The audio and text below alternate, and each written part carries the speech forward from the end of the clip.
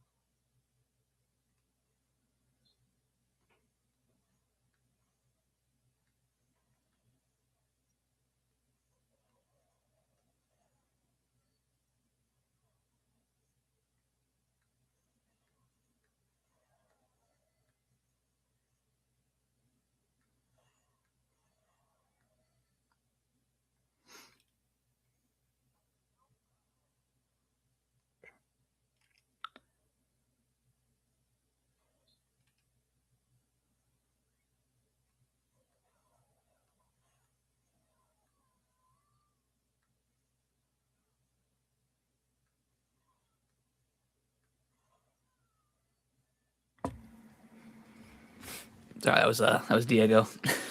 Diego. What's Diego doing? He just moved back into High Point. Oh, he did? Yeah. Nice. So he had called me earlier, but I was out fishing with Kellen, and I went to the grocery store. So nice. All right, you ready to get started? Wait, let me. One second.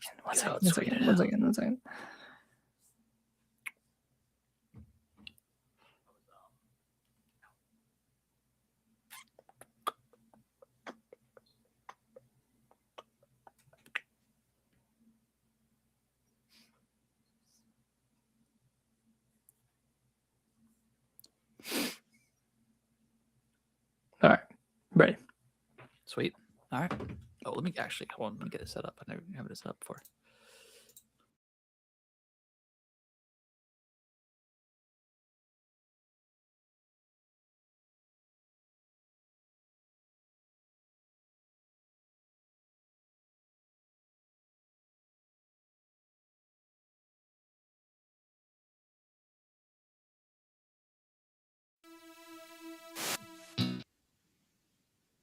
All right, here we go.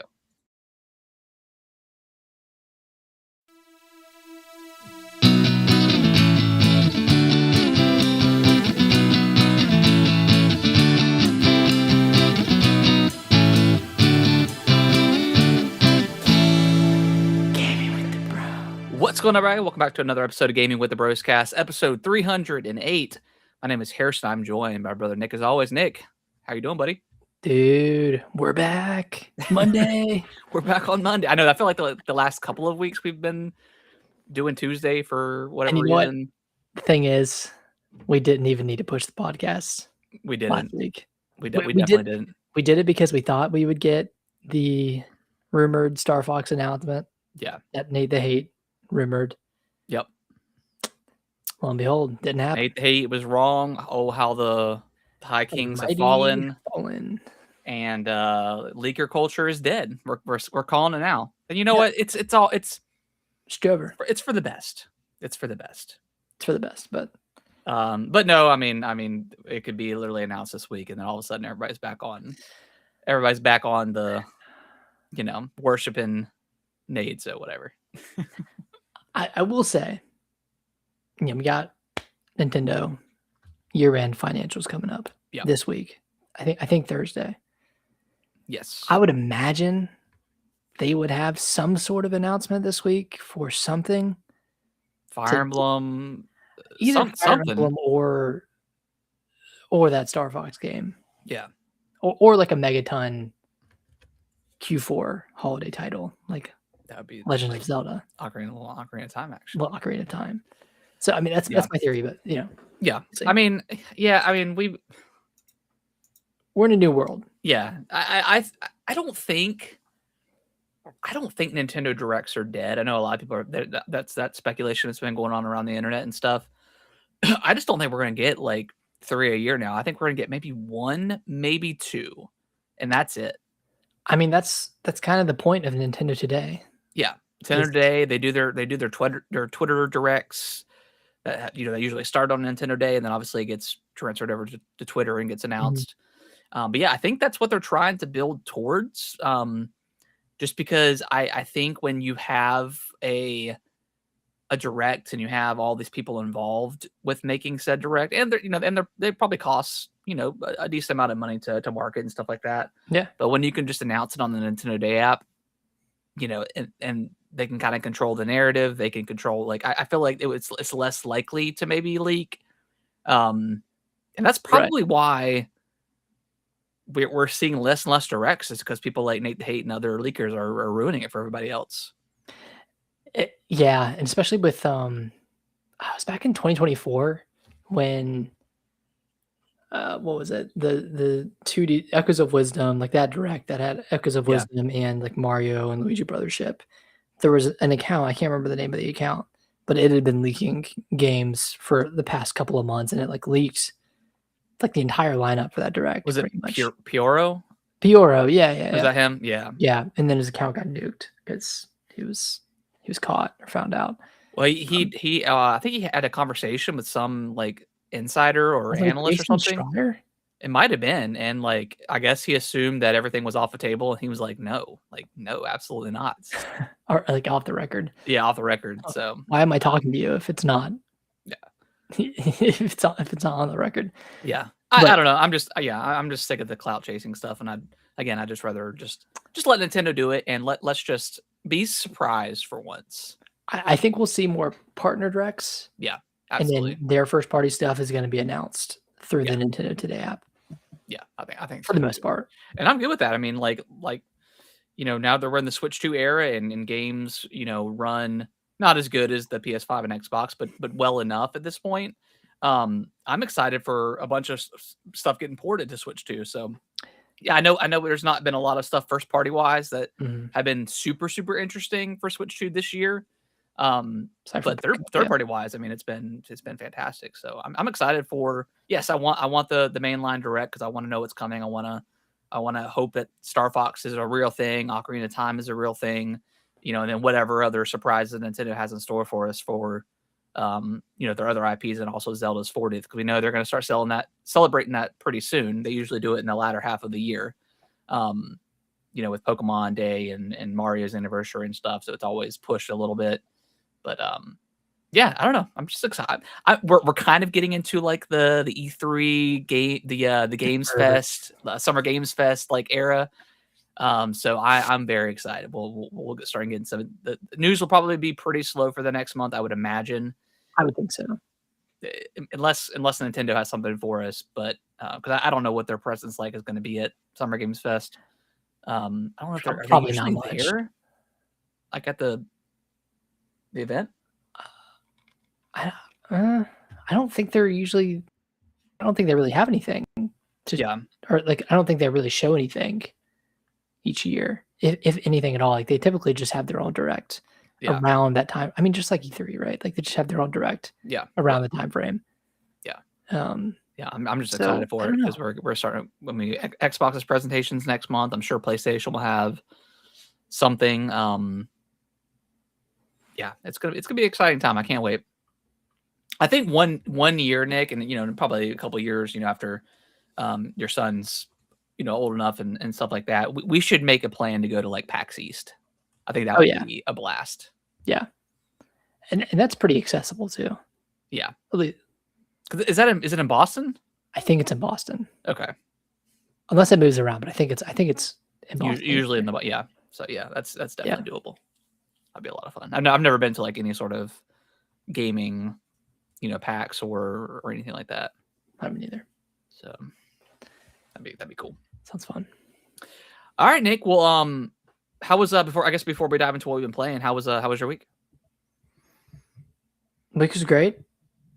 Pretty chill week. Didn't do too much. I'm sorry I missed Kellen's Oh, birthday I mean, on Saturday. Well, I didn't think you were not to say I didn't want you to be there, but I just you didn't think I didn't think you were going to be. I didn't think you were coming in the first place. so. We were originally going to come because the party's going to start at 12, so we are going to go there. Yeah, and then we had another birthday party in Fuquay to go to at 4. It's like, okay, we can go to High Point for a few hours and then drive. And then once it got moved to 1:30, we were like, maybe I could go for maybe an hour and then I'd have to rush home. That's too much. And I was like, yeah. But so apologies I didn't make it, but I heard it was okay. blast. Yeah, we had a great weekend. Friday so North Carolina, man, and its weather, like the entire week, like every day I would check the weather app because I'd already reserved because originally we were supposed to go at our house, and because Kellen wanted to get like a big jumpy castle obstacle thing. We've gotten a few years ago before, and I checked. I'd already called in weeks ago to reserve it, and then you just pay on the spot when they get there. But then the guy called me on like Wednesday or Thursday. And he was like, "Man, it looks like it's gonna be a rain out, but you let me. I mean, they won't deliver it if it's raining, because for the pump and stuff like that. But I was like, we're already pivoting to doing something else just in case. So, but I'll let you know. And then, even Friday, like during the day, it was still saying like 80% like in our area. And then by the time we went out to dinner and came back, I lit up like our fire pit and was sitting there drinking a beer. And I was like, let me just for funsies, let me check the weather app. And it was 0% chance. Jesus. And I'd already pre-ordered, or I'd already purchased the little bowling alley / arcade / laser tag place. So it ended up working out. It ended up being cheaper than what the actual bouncy house cost. Not that really matters, but I thought it was just kind of funny. But we had a great time. I was a little nervous at first because we, all the people that RSVP'd were like, "Hey, we got to change it." And I told Brittany before we left, like she left a note on the door, just says, "Hey, just in case you didn't RSVP or you forgot, this is where we're at if you show up." Yeah. So we were there, and it was about 20 minutes, and nobody was there. It was just me and Kellen, and I was like, "Oh no, this is gonna be like an awful." And then people started trickling in. Okay, good. So it was good. But yeah, it was great. I think he had like 6 or 7 kids there from his class. A ton of people didn't RSVP, but as long as it's like 5 or 6, like that's a good number. Plus we got extra because they give you like the little $10 like arcade pass cards. So I had extras, so I was just kind of passing them out. But yeah, laser tag was a blast. I went in there with them. They crushed us, dude. We had really? I think we had like 5,000 points, and his team, Kellen's team, had like 11,000. He was like top of the class, like on his side. I was like, oh my god. Man, what were they? Cover shooter geniuses? Like, what's going on? I mean, it was cool. It was like a little mini like Call of Duty map. You had like a really nice like jacket on, with the gun, and if you got shot, you have to you're out for like 6 seconds, something like that. You got respawn. So you got to respawn essentially. Although if you wanted to be like a dick, you could just stand there and wait for somebody to respawn. But nobody was really like that. It was a bunch of kids, and there was a couple of adults in there with us too. So, but yeah, it was a blast. And then we did some arcade stuff, and then ended up leaving. But yeah, it was a good time. That's awesome. Good weekend. Man, I love laser tag. Just I haven't done it in years, and just as soon as you walked in, I was just like, I'm just locked the fuck in. the smells right. Yeah. And it was a really nice like facility, and like it just opened up in I think in January. But I don't think I'd go there at night because I didn't notice it. But when Dad got there, he's like, "Did you see all the busted glass out everywhere?" And I was like, "No, I didn't even." Yeah, I'm just trying to get there, get inside, and make sure everything is good. Like So in the I didn't even building? notice. No. Like I guess from the previous night, like that Friday night, I guess people that were there probably someone was coming around like busting out windows to steal stuff out of their cars. So yeah, there was glass everywhere. Once I went outside and after he said something, I was like, man, there's yeah, it was everywhere. But Jeez. so I don't know if I don't know if I'd go there at night because it's like right beside the Top Golf as well. So it's a cool little area, but Yeah. you know, someone's always got to ruin it. But yeah, great weekend, you know, and then topped it off today. Did a little fishing. Still haven't caught a fish yet, but I feel like every time we go, we learn something new, and Nice. yeah, it's a Have good time. you gotten one on the line? No, we haven't. At least no. I mean, we've gotten a couple of worms snatched, Hmm. but we're still trying to figure out the line, like where to put like the weight on the. So I might have to just Google it or do it like a YouTube video again and just like figure it out. But today there was like a bunch of because people just litter like crazy. They don't pick up after themselves. I think I talked about it last week, but there's a bunch of like lines with like hooks and weights around like about the area. So Kellen was grabbing them, and we were like salvaging stuff. So I'm like, hey, you know, we don't have to ever buy weights anymore because people just snip Just it use 'em. and go. So, but yeah, Man. it was a great weekend. Doing some resource management. I like it. Exactly, yeah. All right, Nick, let's dive into what we've been playing. I'm dying to hear your final thoughts. You know, unless there's any sort of DLC, but for Pragmata because Yeah, you finished sadly. it and you've also done the post game stuff. Yeah. Sadly, I have to give my final thoughts, but I stepped away from this game for a little bit because I moved over to Vampire Crawlers, Of course, and I was like, "Am I going to go back to Pragmata and do the post game stuff?" And then, as soon as I started doing it, yeah, and like did, it's so fun. it's so good, dude. The post game stuff is so fun. Part of it is you going back through these levels and getting getting everything essentially. Yeah. And that unlocks these like trials for you to do. Yeah. And like they range from like platforming trials to combat trials. But man, they're just so fun. Like Yeah. the This platforming's might be fun. like one of my favorite combat in a while in gaming. Ah, Like dude, it is so good. It's so fast paced. Yep. Man, It's borderline genius. Like Yeah. there's so much depth to it, but it's also extremely accessible and easy to understand. Yes. Like I have no idea how it works as well as it does, but somehow shooting and using your face buttons to hack. You It's think it would so be a genius. nightmare? Like on paper, like it sounds like an impossible like thing to kind of grasp your head around, and like even like when you first play it, you're like, oh, this is like this might be kind of This might get hard old. to this might be hard, you know, once there's more enemies. But no, it's like it's so intuitive. The game gives you enough time to like actually do it. Like you're not constantly getting bombarded against Yeah. enemies, because some of the enemies are a lot slower than others. But man, yeah, just between the trials, the training simulations, and like the red key doors or whatever, some of the harder areas in the game, like it just really highlights how good this gameplay is. Man, what a game. Yeah, really incredible gameplay, and like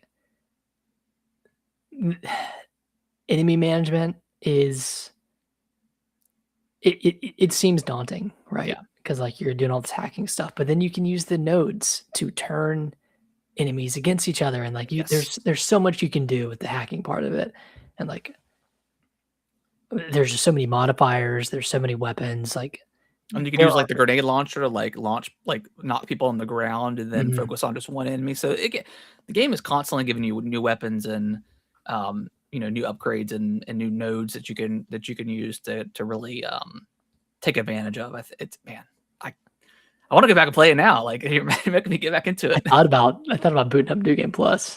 Yeah, I did too. Maybe I wonder don't if know. anything is different. I'm sure like enemies are Yeah, a bit maybe. more challenging, but I might have to look that up and see if there's anything different with that.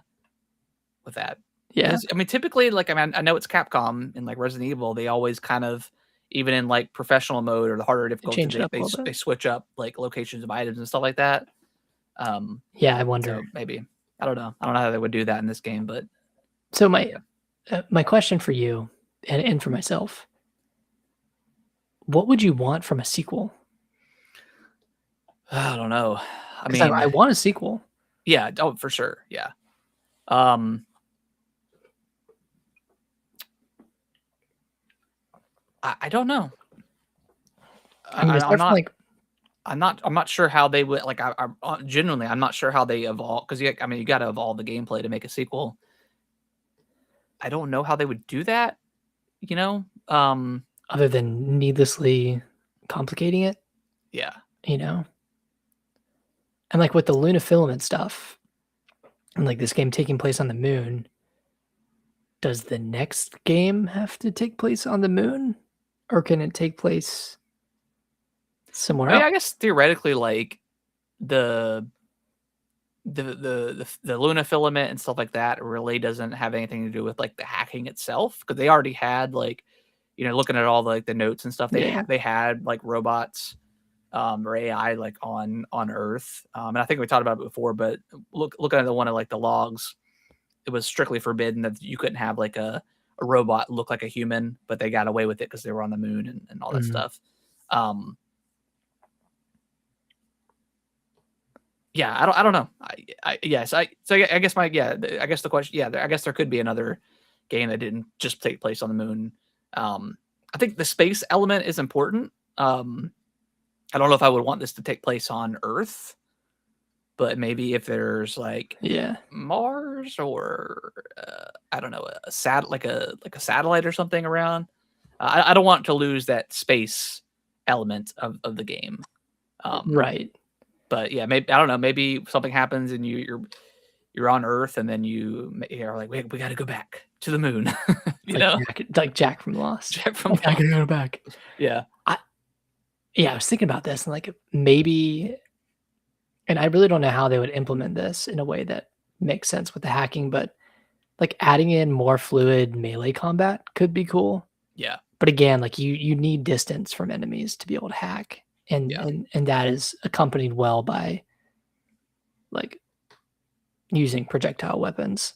yeah, So I don't know. I mean, maybe making whoever the main character is more agile yeah. than Hugh was, or like leaning into the platforming a bit more. It'd be cool. Because like the training simulator had some pretty good platforming stuff, but Yeah. it wasn't as heavily emphasized in like the main game. No, yeah, there wasn't like really any chasing blitzes or anything like that. Right. But yeah, exploration wise, I thought it was great. Like going back and getting all the items and stuff like that. But I don't know. That's for the, I guess the game developers to figure it out for us. But yeah, I definitely want to. I definitely want to see more of this world because I think it's pretty fascinating. And Diana and Hugh are some of the most like likable characters I've ever played, like in a long time. I'm not maybe not ever, but they are so damn likable. And like, oh man, Yeah. Hugh's just got a good attitude. yeah, he's just very positive. Just a positive dude. I like it. He's grateful because he was he was adopted and I don't know. He's just a grateful guy. Yeah, just a grateful guy. Just in it for the fun. Yeah. Nice. Hell Yeah. Yeah. I'm Love glad. I'm bringing glad. that up. Yeah. I'm glad you enjoyed the post game stuff. Did you talk about Vampire Crawlers last week?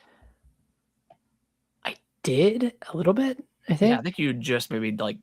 Yeah, I touched think on I it. just started it. I'm like 15 hours into it at this point. Losing my mind playing this game. I don't know if I like it better than Vampire Survivors. Like Survivors just it has that feel to it, whereas this one, the runs can go on a little bit too long. Okay. And they're all kind of the same. Like the enemies don't have a lot of variety outside of like visually they look different, but Yeah. they're all like They all come to the front of the line and then they do damage. And there's not really anything different about it. So that's kind of my main gripe with this game. And then the other, I'm gonna get my gripes out of the way first, but my other gripe with it is once you have found your winning formula, it's hard to try anything else because Right. you know that it works. Yeah, that's same with like Balatro. Like once you find like that combo of Hmm. cards, like it's you look for that first, and then Yep. if in that run maybe it doesn't work out that way, then then you try something new and it usually doesn't work out, or maybe it does. But yeah, I get what you're saying on that part. And that's kind of the same thing for like any card game, really. Like even with Slay the Spire, like you kind of you intrinsically build towards the build that has worked for you before. Yeah, Like it's I mean it's the hard to same thing with like Hades for me. Like I have Oh that yeah, one yeah. perfect run where I get like the perfect amount, like the perfect weapon with the perfect boons, and I make it so far, and then I can never ever replicate that experience again. And from then, in like my mindset, like it's never as good. Like it's never going to be as good as that moment. I Mm. peaked right there. Chasing that high. Yeah, Yeah, I feel that. And maybe that's why you fall off of I do. roguelikes because you hit that like Nirvana run Yes. and then you lose Yeah. and you're like, well, it's not going to get better than that. No. And it probably would, but I don't have the patience to. With Hades too, it definitely does. I think Balatro is like really the only one that like That you stuck with. that I stuck with, that I would every run I'm like, yeah, I want to do another run, because it's just it's so simple, but there's so many options, like so many. And I know it's the same way with like Hades and other stuff too, but Yeah. I guess the runs don't feel I guess they're not as long as maybe like Balatro, or it just doesn't feel as long With as Hades? those. Yeah. I mean, Hades can get up to like 30 to 40 minutes. Well, that's what I'm saying. Like the Balatro runs never felt long like some of the Hades runs can Oh, feel like. Balatro never felt. Okay, yeah.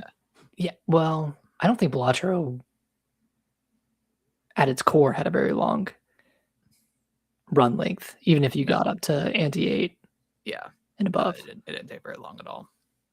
Unless I'm misremembering, but yeah, I don't Yeah. think it took me too long. Like max 20 minutes. Yeah. Because like once you know, once you get into it, like you can kind of feel it and be like, all right, I don't think I'm gonna get very much further with what Mhm.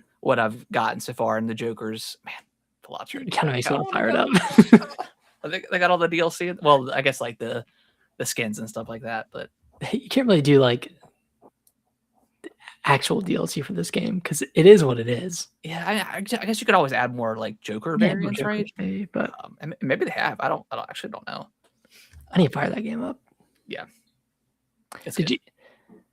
you never played Blueprints, did you? It's on sale right now for the Switch too, and I'm thinking about it. You should watch a review. Okay. I mean, I know the gist of it. Like once you walk into a room, like you only have so many steps that you can take in a run, and like depending on what room you're in, you can. But once you know a room, does it ever change? I know the layout I of guess what do like you mean? I know the layout can change every run, but like once you discover a room and you are in that room and there's whatever you could find whatever items in that Yeah. room, does that ever change, or do you know exactly what it's always going to be? Again, I know the layout changes, but do the rooms themselves ever change and what's in them? I don't think the actual rooms change, but items that you can find in those rooms can change. Okay. Except for like core gameplay elements that take place in specific rooms. Like those won't change. Yeah. But like, oh, you find coins or whatever have you. I think that can change per room. Okay. I could be misremembering. And like don't like and if like once you get so far and like you find a certain item or something like that, it'll change the rooms for future runs. Does that happen or no? I might need to try this game. I've been very curious about it. I know every podcast I listen to, they always Yeah. have regarded high. Nick, I'm gonna step out for like a couple minutes. I'll be right back. Okay.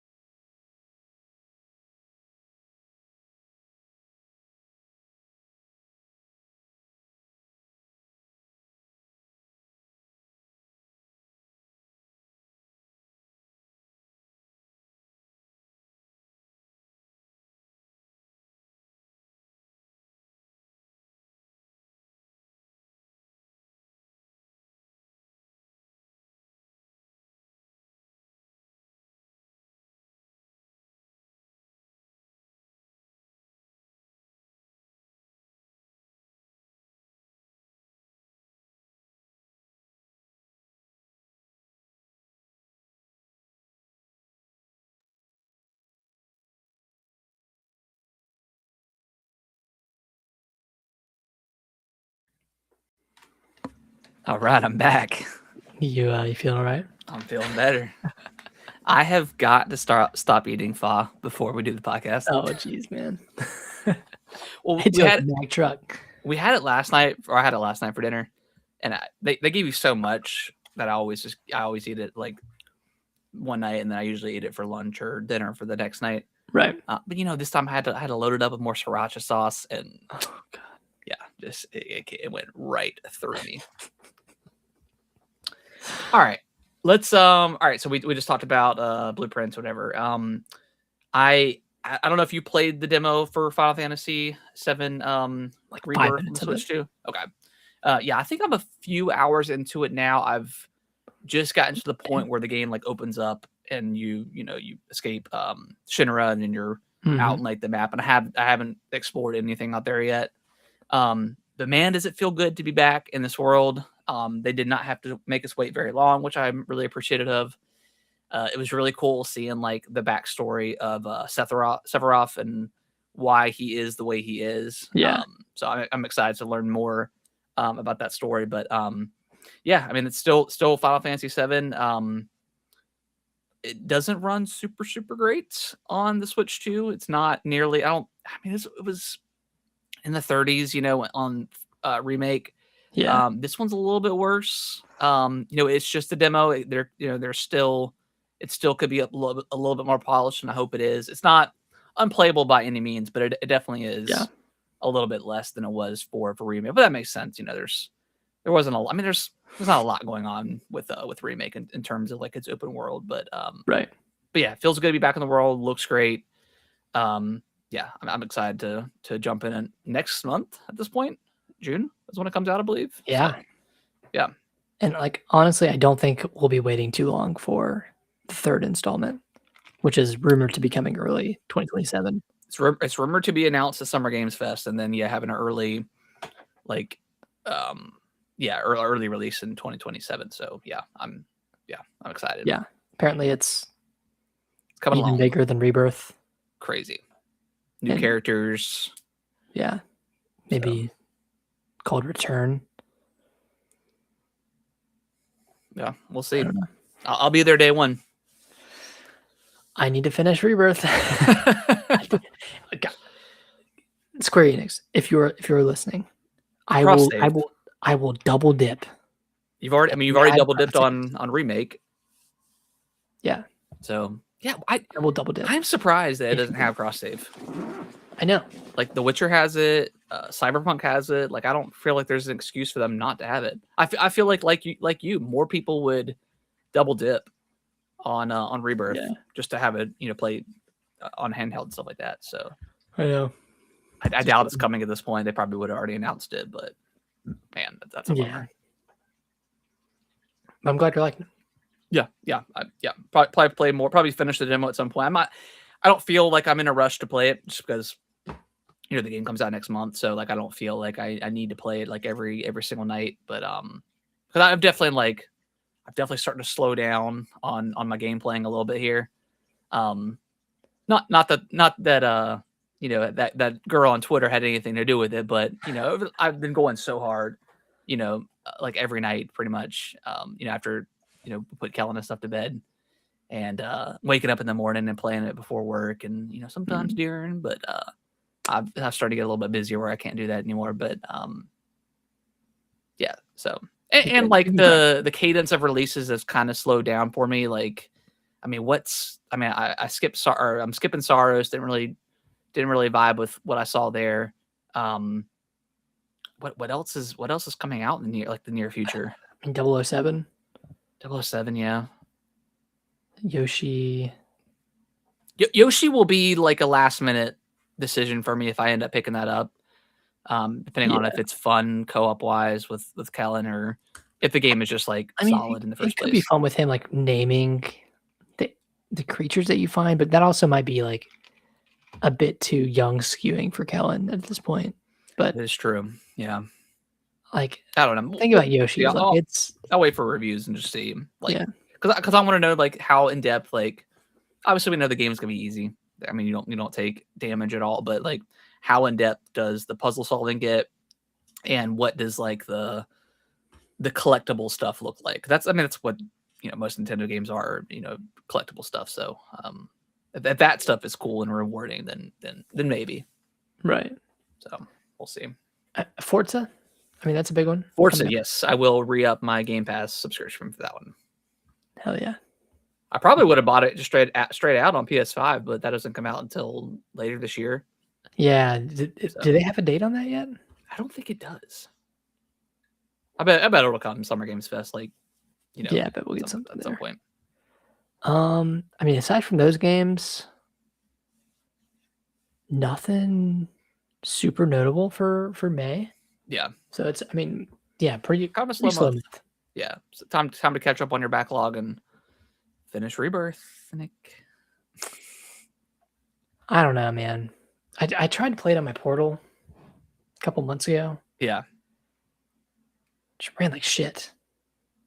Yeah, I still need to experiment with my Portal and see if it runs better with my PlayStation 5 like hardwired in, but I don't know.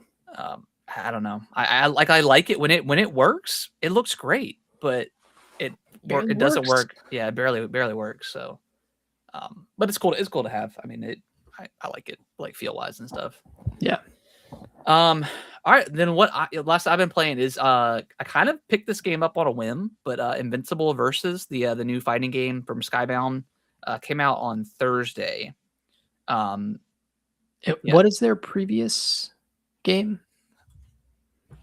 That is a good question. Like, do they have experience in fighting games? Skybound or a creator-led publisher division. Oh, maybe they published it. Who actually made it? Yeah, because Skybound did like Walking Dead game. Quarter Up and published by. All right, so what has Quarter Up done?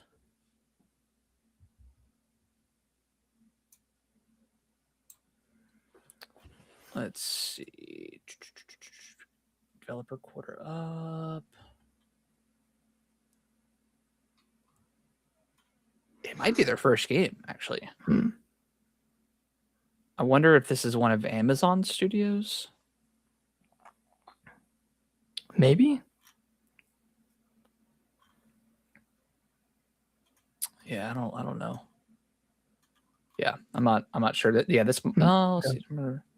Okay, yeah, it was studio founded. All right, Los Angeles-based studio founded by several members of the development team behind Killer Instinct 2013.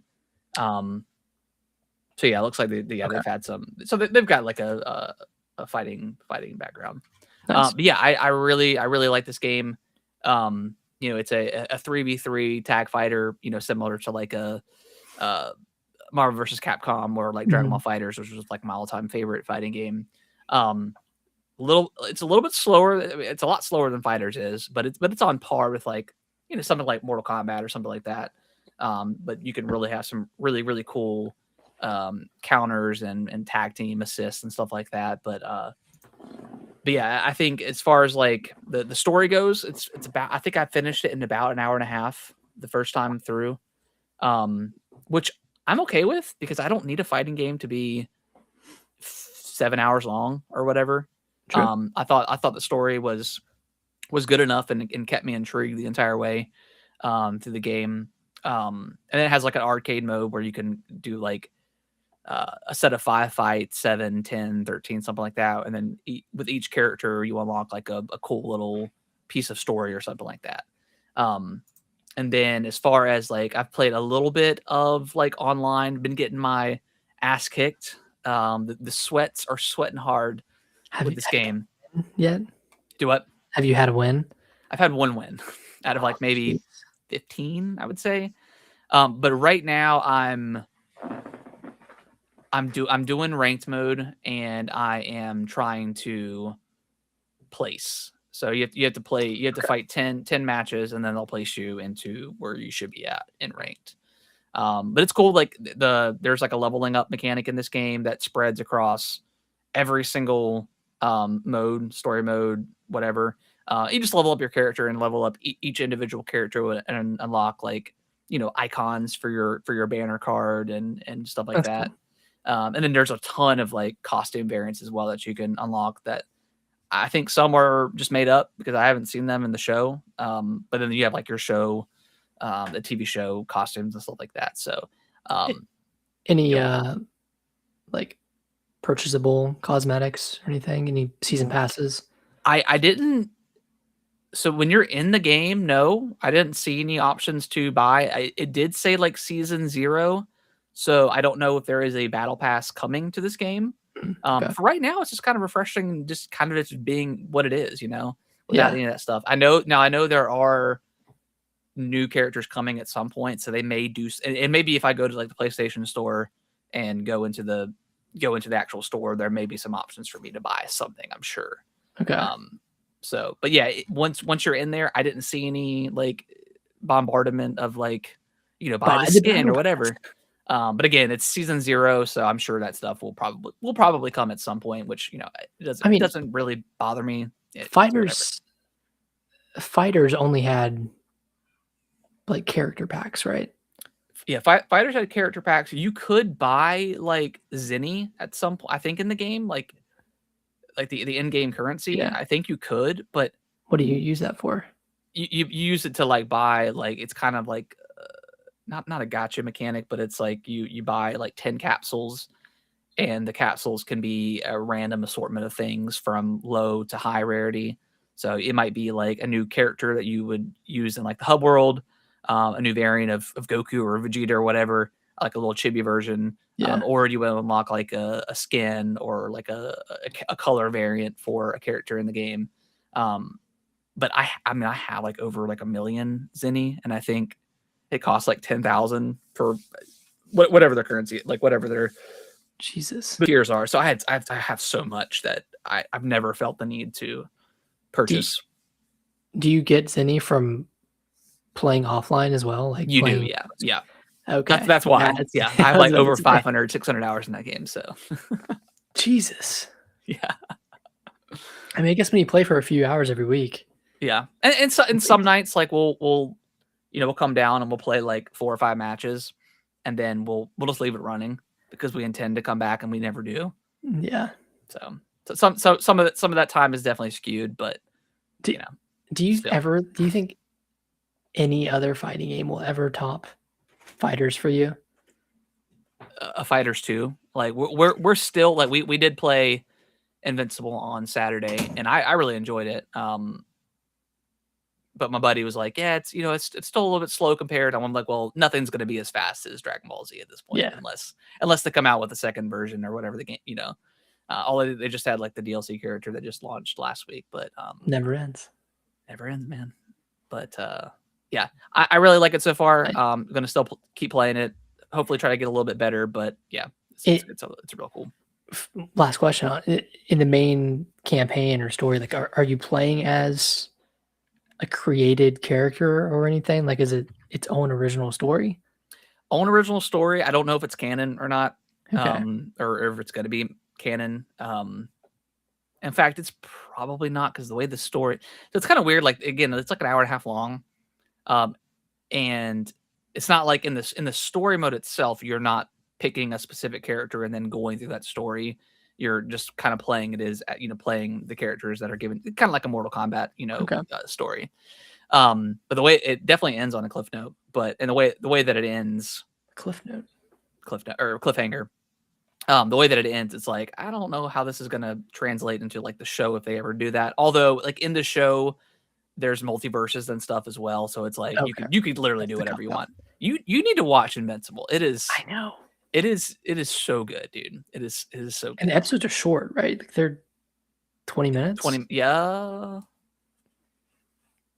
No, I think they're like 40-minute like episodes. Oh, is it? Okay. Yeah, 40 or 50. But it's like it's so good, man. So good. Yeah, I need to watch it. I mean, it's bloody as hell, but man, it's so good. Yeah, I've seen a little bit of it in passing, but yeah, they just finished up season 4, and I'm excited to see where they take it from here, because it ends on a crazy note. But yeah, like this game a lot. I'll definitely keep chipping away at the ranked mode and stuff like that. So nice. I was not used to paying for PlayStation Online. I totally forgot that paying for that stuff was a thing, because I beat the campaign. And I was like, all right, let me dive into see what the multiplayer is about, see where I'm at, with that. And it was like, oh, you need a subscription. I'm like, of course I do. Did this game not come out on Xbox? It did, but Kellen's been so like into Roblox and playing on my Xbox that I'm like, I'll just grab it on PlayStation 5. Oh, brother. And when I went to GameStop, right? And I went to one that I don't normally go to, but I looked it up on the app because the GameStop's been so funny about having games recently, especially Switch 2 stuff. So I looked it up, and nobody had it except for this one up near my house. And I walked in, the guy immediately like starts walking over to me. He's like, "Hey, what you getting?" I'm like, I'm just browsing, but I'm probably gonna pick up Invincible Versus." And he's like, "Oh, okay." I was like, "Did you pre-order it?" And I was like, No, I didn't. And he's like, "Oh man, we might not have one." I'm like, "Okay." I mean, I was like, "Well, I looked it up, online." And he's like, "Oh, okay." And then he finds it. He's like, and he starts like, he's like, "You got the last one. You got so lucky. This is why it's important to pre-order games." I'm like, I do not. I'm not pre-ordering games. I'm sorry. I'll pre-order stuff that I know is going to be like hard to get. But you lucky rascal. Yeah, that's what he's like. You lucky dog. I shouldn't even give this to you because you didn't pre-order it. Well, I paid for it, and he's sitting there holding it, and like we're sitting there talking, and I'm like, "Give me the game, bro." But anyway, I mean, he was a nice guy, but he was, are you gonna pre-order this, pre-order that? You want to get this, want to get that? And I'm like, no. And he's like, well, you want to get some Pokemon cards? You into Pokemon? I was like, kind of, but y'all's prices are ridiculous. He's like, yeah, you're right. Brother, just let me leave. Yeah, brother, I'm ready to go. All right, but let's dive in over to what we the news. Speaking of GameStop, they are attempting to buy eBay for $56 billion, which I guess I don't understand this because they're only worth about a little over $10 billion themselves. So they're like trying to buy like stock and then also using cash as well. Like, am I understanding that correctly? I don't think I understand this acquisition. I have not looked into the story that much. Let me see what they're trying to do. Yeah, it's a little weird because I was like, man, like a few years ago they were closing a bunch of GameStops down. Where did they get this money? And I guess Pokemon is the answer. Is that driving that much revenue for them?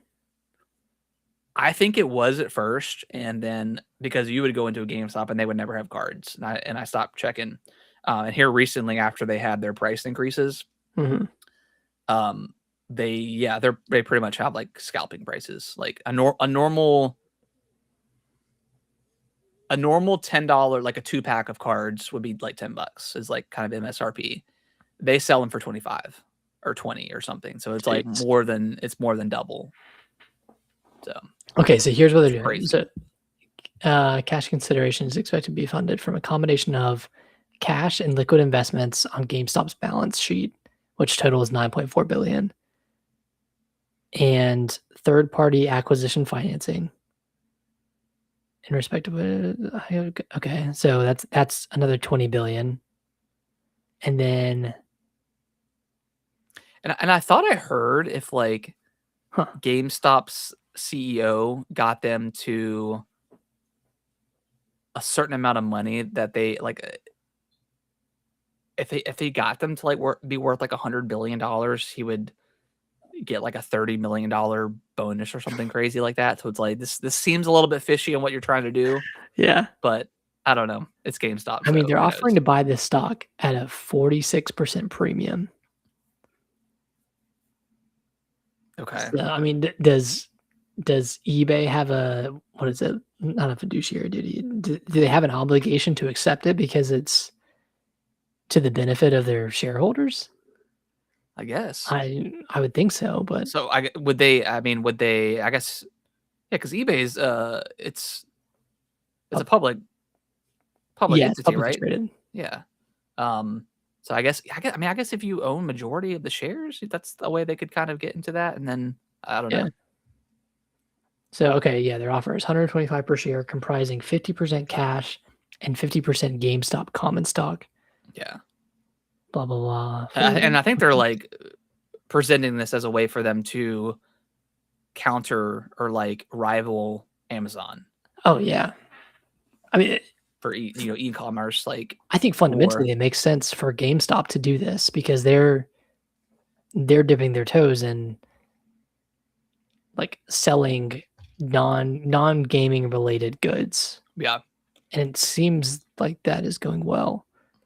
I mean, considering they have 9.4 billion between their cash and liquid investments, that's it's pretty good for really where they good. were. I mean, I don't know where they were, years ago, but after they started I showing mean, that, they were filing but they, bankruptcy.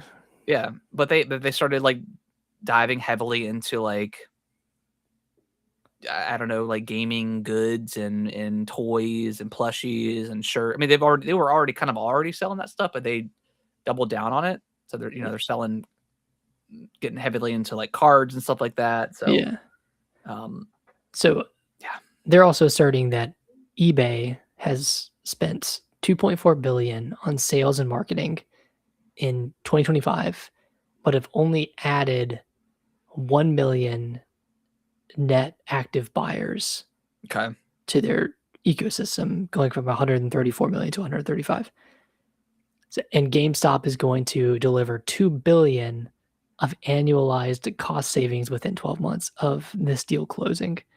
And that's from a production and sales and marketing, product development, and general and administrative spend.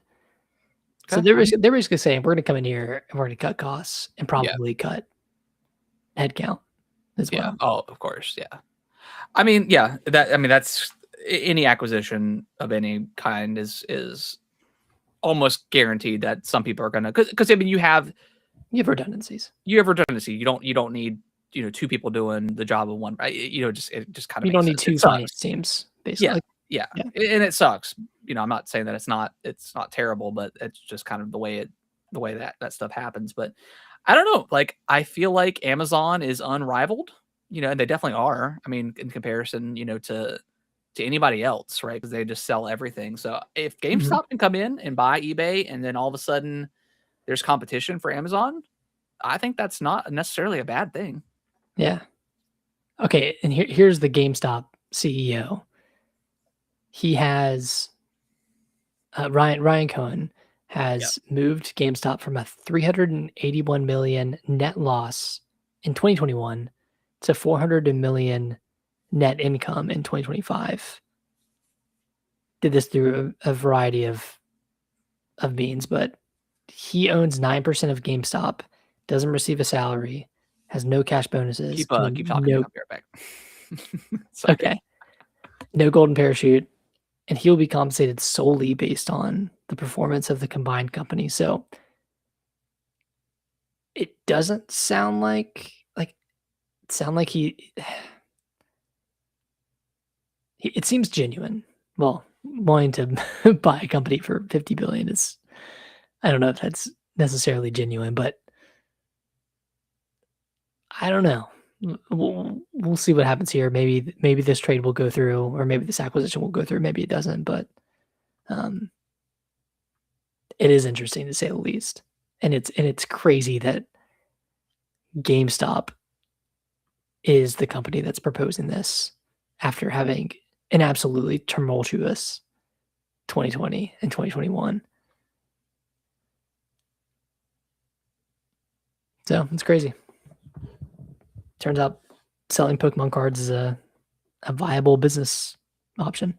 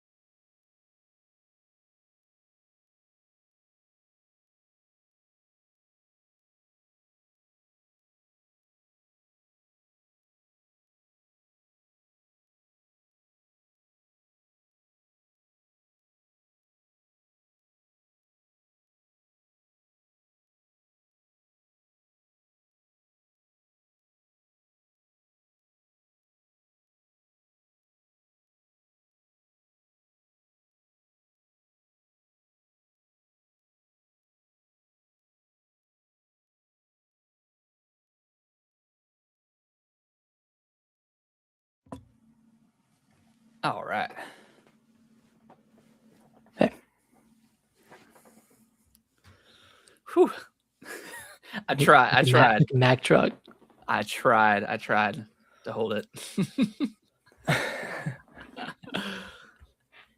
All right. So yeah, I think with the you mentioned like no golden parachute thing. Yeah. Basically, he has no salary. He has no cash That's bonus, no golden that's what it parachute. So that's what it is.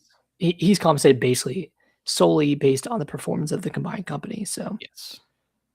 he's incentivized, obviously, to try to grow GameStop. And I think that's what it was. If he could make it to like $100 billion company at some point, like he would get like a pretty massive yeah, bonus. So we'll yeah, see. Yeah, I mean, their GameStop obviously has had its fair share of criticism and had a bad rap in the gaming industry for a long time now with just their heavy really since like aggressive Xbox. pushy tactics of getting pre-ordered and all that stuff, and then just giving you not a lot of game not a lot of money for used games and stuff like that if you're trying to trade in, although they've had some pretty good deals. I mean, I've gotten I purchased my PS4 for essentially like $200 because they gave me a pretty good deal with trading on my PS3, so not all bad. But yeah, I'm I wouldn't say excited, but I'm interested in what happens if they end up acquiring eBay and how the e-commerce side of things changes. I mean, it would be cool to see them take on Amazon. I'll say that. Yeah, maybe they'll get their 2-day shipping back in order. Yeah. Jeez. I don't know how many times I've ordered something that says it'll be there in 2 days, and then it's like, oh, it got delayed 3 days, 4 days. I Pre-ordering games on Amazon is a nightmare. I pre-ordered Splatoon Raiders on Amazon. Oof. Yeah. Instantly regretted it. Why they automatically change the date? No, I just know it's not going to arrive on time. Oh. I tried to get it through Walmart, but it was sold out there. But yeah, because they're Walmart and Amazon, I think, are both matching matching the digital, which is cool. I like that, dude. That's not bad. Yeah, so you get the physical for $50, and yeah. I hope more retailers do that. Yeah, I'm really interested, and this is kind of off topic. I'm interested in what the next big Nintendo game is going to look like from a pricing perspective, because I mean, Yoshi's not a super big game. From what we can tell, we don't have pricing information from Fire Emblem, but I'm assuming it'll be a 70-60 situation of physical or digital. Yeah. But like, I don't think they can go above 70. I think that's a mistake if they go. I mean, I made a video about it and we talked about it last week, but I just think you start to cut into what you could potentially sell if you have a more expensive game. Like we talked about last week with Saros. Like if that game was $50 or $40, I would jump in and give it a shot. Mm-hmm. But for 70, there's no way. And I think a lot of games for Nintendo are that way as well. Like how many more copies of the latest Mario Tennis Fever would they have sold if it was a $50 game? Like, at least another million. Probably at least, or another 500, 700,000. Like, is it worth it to have it 20 more bucks to try to nickel and dime people? When a game like that on that level, on that scale should not be, it shouldn't even, you could even justify that it should be $60. Like it should be like a more budget friendly game. Yeah, it should be like Switch Sports, which is 40. Which is $40. Like I feel like that was a fair price for that game. So yeah, I think know. Yeah, I think they need it, but like if like the next Zelda, is that going to be $80? Is that going to an 80-70 situation? Yeah, I don't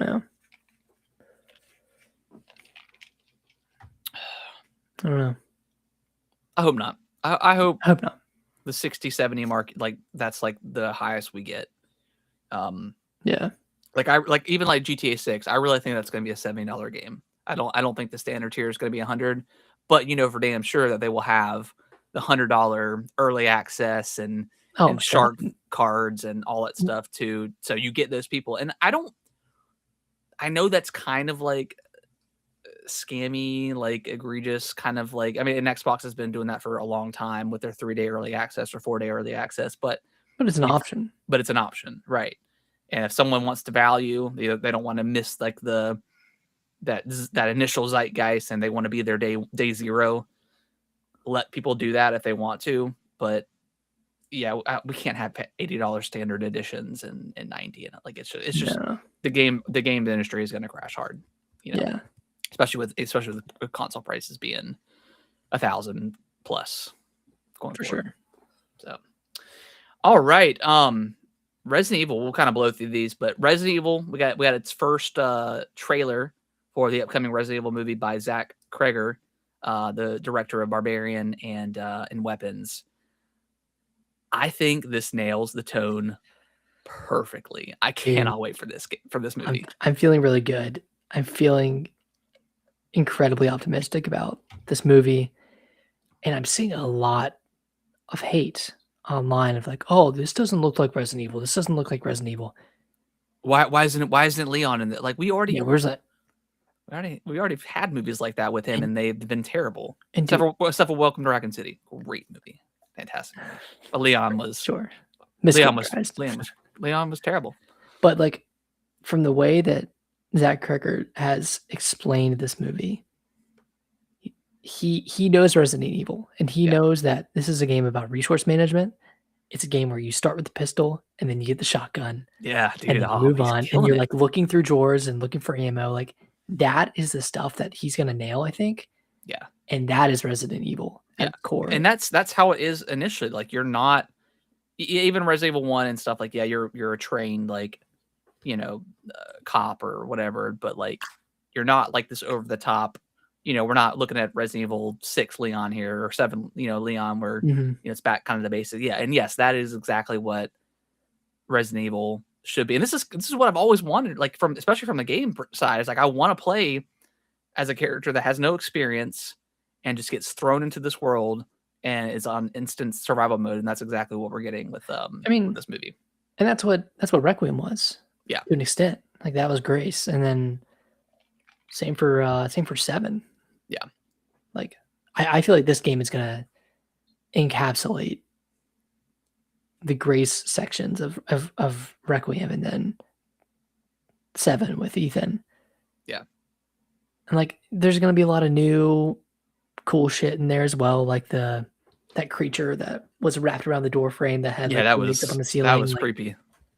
And that's stuff that I'm okay with someone taking liberties with. Like I don't need an exact creature from Resident Evil or an exact zombie mutant to be in this game. Like it can be an interpretation or like a different variant of a zombie or of a creature. Because we're talking about games with virus like affects a bunch of different things in a bunch of different ways. Yeah, we're talking about a game with like zombie sharks, and then like, come on, we're past the point of no return in terms of like what can and can't be in a monster flick. They can kind of do whatever they want, and and I kind of hope they go more into like the grounded, maybe like Resident Evil 7 approach, where you have like the I can't remember the mom's name, but like with the bug lady, I thought that was like a really cool creature. In the game. So Margaret, Margie, something like that. Yeah. But yeah, again, like because I've seen that sentiment too, where people are like, "Oh, there's no characters." Well, I was like, we've seen this already. We've seen all these characters in all the other Resident Evil movies. They have their own animated movies as well. Own animated. They've been in so many games. Like let them lie a little bit. Let's get some new stuff. Come back to them. Yeah, we'll come back to them. And if the end of the movie they want to show like a little quick shot of like Chris Redfield's like uniform or something, but like I don't want him to be in the movie. Like, I don't want him to come in and I don't know, it'd be kind of cool. I don't know, but I'm good with like what we're looking at right now. All I'm saying is this trailer would get 1,000 times more hate if it did try to bring in core Resident Evil characters like Leon, or Claire, or Jill. And to be fair, like you could like replace this character and put in Leon, and it would still like fit in the grant, like in the on how Leon gets there. but you would get hate because like, oh, his hair doesn't look right, and it's like, yeah, his hair is never gonna look right because it's perfect in the game. it's animated in the game. Like same with like that's why like live action anime stuff never works because the hair is too insane to try to make perfect or bring to the real world. Yeah, Even though Leon's hair is not like crazy, but it's not like unrealistic, but yeah, it is. It's sculpted. Yeah, sculpted into a perfect, So perfect human. Did you see that thing about Capcom where they're like, Leon could be 70 and we'll still have him in our games or something like that? Yeah. I'm like, well, yeah, y'all had the perfect out because now he's feeling way better than he did in 20 years. Seriously. So it's like, whatever. Dude was hunched over for half of Requiem. Yeah. Nick, I know this was a thing. I didn't know this was potentially this week, the next story. Yes, I don't know if we talked about this last week, but We did, yeah. Yeah, the Requiem director was saying that Golden Week, which occurred last week, and I think it's trickling into this week in Japan. Golden Week would be the perfect time to finish Resident Evil Requiem because the upcoming mini game requires you to beat the game. Yeah.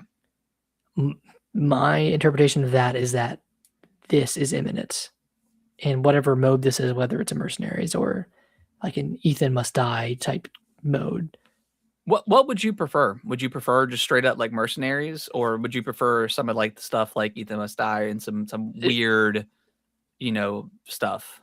Definitely not Ethan Must Die. I didn't really like that one. I didn't either. I didn't like it in the context of 7 because 7 is a slower, more methodical game, and that was kind of like a faster game mode. I just didn't think it worked that well. Yeah.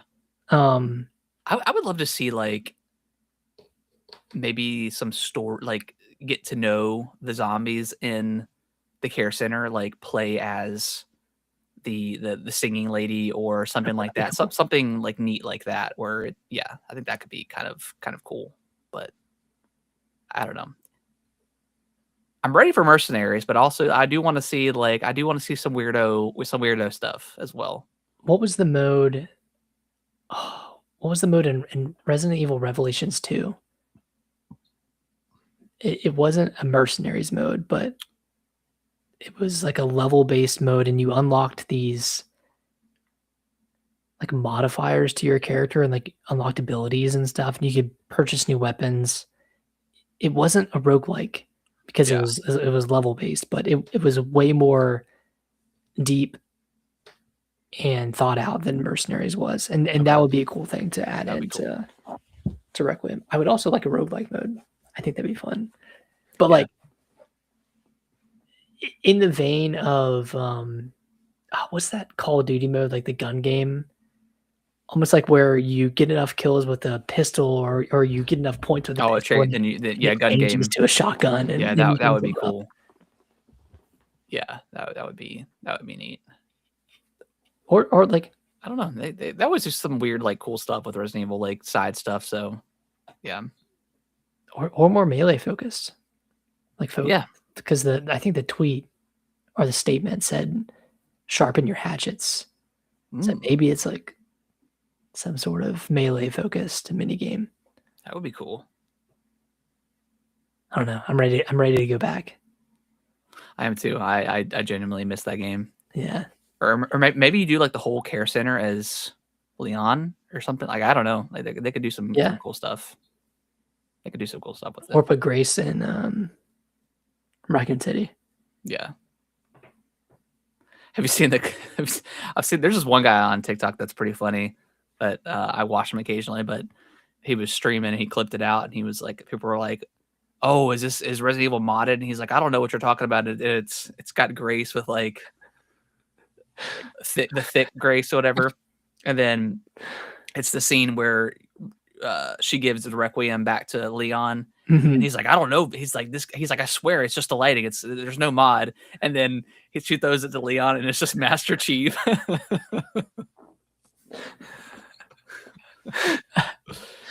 Oh man. It's like, hilarious. Do PC gamers have the ability to play a game normally, or do they have to add in Master Chief or a naked Leon immediately? It's ingrained in every PC Master Race. It's part of their culture. Right. Part of their culture. Yeah. Let me take the clothes off of Leon, or let me enhance the breast size of any female in any game ever. Which Capcom, I think, like in Resident Evil games, they make it really, really easy to swap out characters. Except for Pragmata, they lock that shit down because Oh yeah, yeah. it creeps.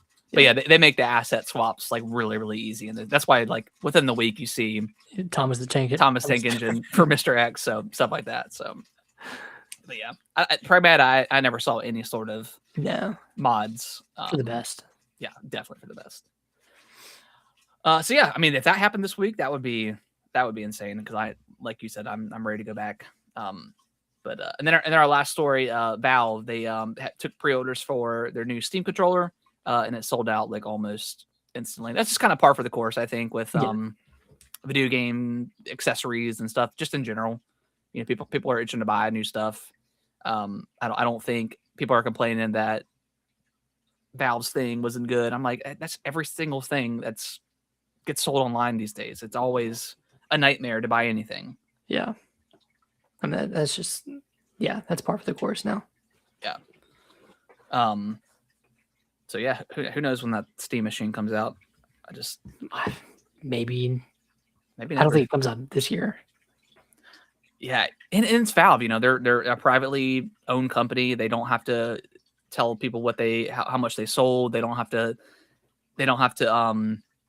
take care of their shareholders and stuff like that. So yeah, if they want to wait and hold this thing for a year for hopefully the RAM prices to come down, they'll do it. Yeah. So why not? I mean, they run a very successful company, and like, yeah. What's the point? Yeah, I don't think there's any point in releasing it now. I mean, it's not like they have like specific games that are going to be tied to this machine. I mean, Half-Life 3, maybe, you know. They can sit on that though. Yeah, they can sit on it, and whenever they're ready to sell it and make it exclusive for that Steam machine, it'll sell like crazy. So, we'll see. You think they would make it exclusive to Steam machine? They might make it like I would say a time exclusive. I don't think it. There's no way they would make it. Yeah, I don't think so. I think they'd be losing too much. Because like it uses the same. I mean, they couldn't, right? Because it uses Steam. Let me backtrack. I think it would be exclusive to Steam. Yeah, like the platform. Yeah. Although, like, I think it would still make sense to put it out on Xbox and PlayStation. I still think there's like an appetite for that game specifically. You know, that's like the last like. You know, is this vaporware kind of thing other than Beyond Good and Evil 2? Like, right. Like this is like the last one that people are clamoring for, and they could release a trailer tomorrow, and I guarantee it would break records or get close, or at least be highly viewed. So, yeah, maybe they would do like, you know, a timed exclusive just for the Steam store, and then maybe bring it to Xbox and PlayStation later on down the road. But I don't know. I would be curious to see what that game looks like. Yeah. Because Half-Life 2 and the expansions were, I mean, one of the best single-player games ever. First-person shooter. Should bring this to Switch. They should. The orange box. Absolutely. I'd buy it. Yeah, I think I would too. All right, Nick. I think that is going to wrap up the show. Anything else you want to talk about before we end it? Before we end it all? I mean, before we end it all.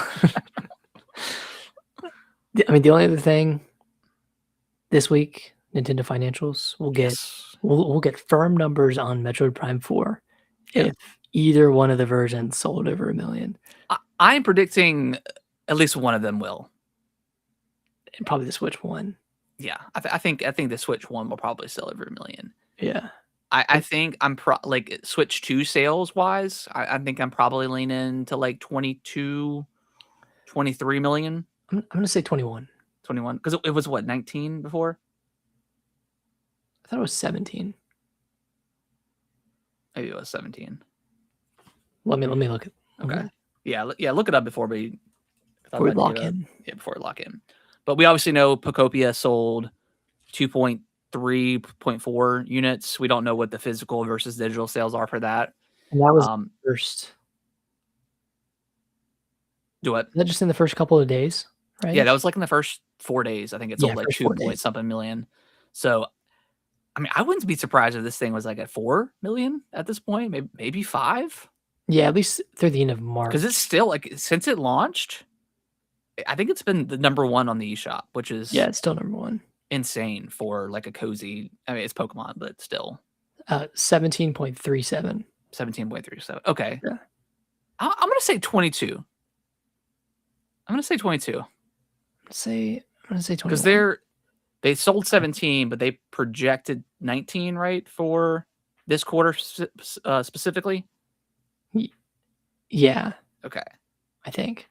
I'm gonna say they probably knew Pokemon was gonna sell, but to sell as well as it has, I think because there was like a couple week period where I would go into Walmart and stuff, and there wouldn't be any Switch 2s. So, I mean, or at least a lot less than I was seeing before. what was it Circana said that March US sales for the Switch 2 were more than January and February combined? Behind, yeah, Like twice as many. which makes sense. I mean, there wasn't really much going on outside of Animal Crossing. Yeah, was Pocopia the only real no, Mario Tennis Fever. Yeah, Fever. So I guess we'll was see if that February. one we'll see if that one sold over 1 million. We'll see if Pocopia hits 4 or 5 million. And I then bet Mario Tennis will be over 1 million. It was number one in the eShop for a few weeks or a couple weeks. yeah. I want to see how much Resident Evil sold on the Switch. They won't tell us that, but I want to know. I just want to. I'm curious about that one. Because they've sold 7 million. Yeah, Across- 7 million now. I would guess like At least 1 million. I would say 500. 500,000. Because like you imagine like 1 to 2, probably 2 million on Steam, Yeah. another 2 million on PlayStation, maybe 500,000 on Xbox. Okay, okay, maybe I'd be curious. maybe 1 million. Yeah, I'd be curious. You think we get any updates to like Xenoblade X? Do you think that one? There's no way, right? That it crossed 1 million with the boost. What I don't about think so. Mario Kart or not Mario Kart? Animal Crossing. I wonder if that had any. Will have any. I'm sure it will have a little bit of a Like the boost. Switch 2 version though, like would that? Well, what do you think they would just combine the Switch 2 and the one, or you think they would Sure. separate it? I mean, they separated for something like ZA. Like ZA Okay. has a Switch version that has its own power Okay. of million, and then Switch Okay, so 2. they probably would then. But like, how do you count it if someone owns the Switch version, but then they upgrade to the Switch 2? They probably wouldn't count it as like a new sale. It would just be. Yeah, but I'm wondering if they've got any more like how many Switch 2 editions. I don't think there's more than 1 million. I don't think that's. No, I can't There's no imagine. way. Yeah, what do you think Bonanza is up to? What was it at before? Like 4 million 4.25 as of Jan or as of December. December. 4.5 maybe. I doubt it's pushed. But then you got to look at Maybe 5. Pocopia. It's like people that are just now getting a Switch 2 for Pocopia. I doubt they're just going to play Pocopia. They're probably going to say, "Oh, let's get like the next best game on the Switch 2, which is DK Bonanza." Yeah, Maybe it hit 5 million. Maybe it boosted the sales up. I don't know if it boosted up that much, but I would say 4.5. okay. Which would they give us an updated number for that? They would, yeah, because it's their full year, so they would give like their updated full year number for any game that sold over 1 million in that time frame. Okay. So if there were any games that came out last year that had not hit 1 million, but will at this point, they will be So shown. Xenoblade could be one of those then, because that came out last year, right? That was early 2025. It was April. April 2025. So yeah, if that version hit over 1 million, it would be in here. Okay. Hmm. Mario Kart. What was Mario Kart at? like 8 or 9. 14 point something. Oh, Jesus, it was that high? Yeah. I The think maybe bundle. it's like 16 or 17. Yeah, that's crazy. It's Mario Kart. I don't know. That's crazy to me. Obviously, most of that was the bundle, but Hmm.